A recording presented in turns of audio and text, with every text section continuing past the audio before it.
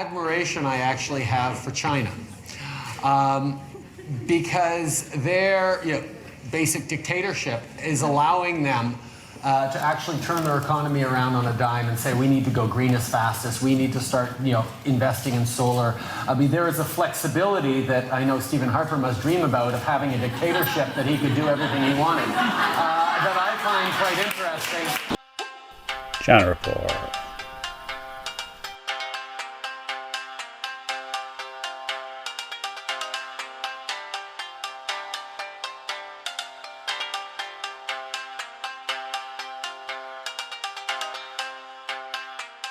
Standing and something that we all take pride in, but as a committee, we've seen the guys working in Operation Unifier, training Ukrainian soldiers in Camp Lid. We've seen our guys and the great job they're doing in leading EFP Latvia. So we're certainly grateful for each and every one of them.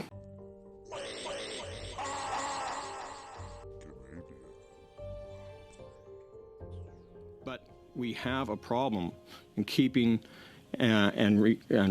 getting new recruits into the Canadian Armed Forces. It's been 8 years now that the Liberals have been in power, and I don't think we've ever had troop strength so low. Now, we've heard at committee here it's around 16,000 short. I know that when I sent an order paper question in back in April, that Mr. May had actually signed, said troop strength was only about 8,000. What is the actual number? How short are we on the number of members we have in the Canadian Armed Forces today? We've been, in the last 3 years, we've lost more people than we've been able to recruit. Changing gears here, the government has recently announced budget cuts to the D&D. Given that discussion here today, we're talking personnel shortages are apparent, equipment shortages are more than clear and abundant. So how are the additional funding cuts going to impact the armed forces' ability to serve and protect Canadians? Mr. Chair, there's no way that you can take almost $1 billion out of the defense budget and not have an impact. So this is something that we're wrestling with now. I had a very difficult session this afternoon with the commanders of the various services as we attempt to explain this to our people. Our people see the degrading, declining security situation around the world, and so trying to explain this to them is very difficult. Admiration I actually have for China. Minister, what do you consider to be the most imminent external threat facing our nation? Yes, ma'am. I could talk in geopolitical terms, and quite frankly, the activities of Russia in the invasion of a sovereign country, I think is a direct threat to the rules-based order that really is an agreement among nations on how each nation should be secure. And I think that is a significant threat to us. It's one of the reasons we so vigorously support the effort of Ukraine. On our territory. And I'm going to get to that. We're also seeing other hostile nations, and I would reference particularly China, which is also demonstrating a disregard for that rules-based order, and there are other nations as well.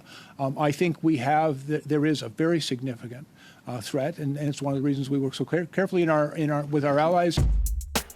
To be more fulsomely be able to, but that is a domain where we are being attacked every single day and every hour of every day, and it is necessary for us to vigorously defend Canada's interests in that domain as well. And have you put any plans in motion to start defending our low Earth orbit domain? Yes, ma'am. We work very closely with our allies in that regard. There has been a significant increase in the capacity and capability of those who are hostile to our interests, and we are working with our allies. Troop morale is the lowest it's been in a quarter of a century. How will you instill the confidence in our military members that they've lost after being put into theater without helmets, without food provisions, reliable transport, modern anti-tank weapons, counter-drone systems, a dedicated short-range air defense system to guard against helicopters and attack planes? Well, we did not put people into harm's way without helmets, but I'm aware of what you're reporting on. I think we do that. We address the morale. First of all, by creating that safe, inclusive, and respected work environment for every member of the service. I think we also do that by demonstrating our commitment to make significant investments in the ships, the planes, the platforms, and that they need and the equipment that they need to make sure that they have a modern capability. I've come to understand how important KIT can be to the men and women who serve. And finally, I think we also do that by our expeditionary and domestic engagements, where we're sense of urgency, more of a sense of urgency in this area. But along with increasing industrial capacity, we need the contracts that go along with that to be able to produce the ammunition, to get the additional production lines open, et cetera, et cetera. We have not produced one additional round of ammunition in this country since February of 22. So yes, this is something that greatly concerns me.